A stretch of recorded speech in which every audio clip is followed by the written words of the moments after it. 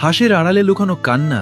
কাঞ্চনের সবাই তাকে পাগলা মোশাররফ বলে ডাকে, কারণ সে সব সময় হাসত, মজা করত আর সবাইকে হাসানোর চেষ্টা করত।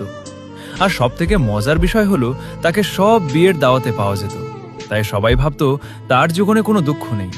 কিন্তু কেউ জানত না, সেই হাসির আড়ালে লুকিয়ে আছে অসংখ্য না বলা কান্না।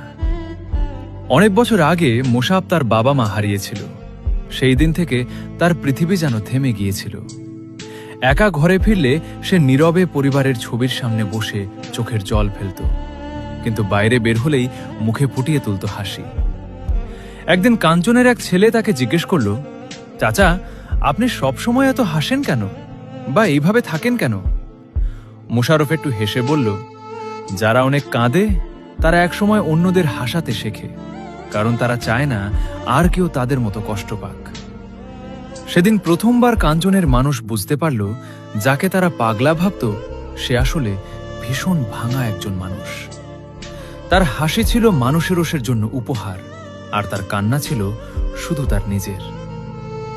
শিক্ষা: মানুষের মুখের হাসি দেখে কখনো তার জীবনের বিচার করো না। অনেক সময় সবচেয়ে বেশি হাসে সেই মানুষটিই যার হৃদয়ে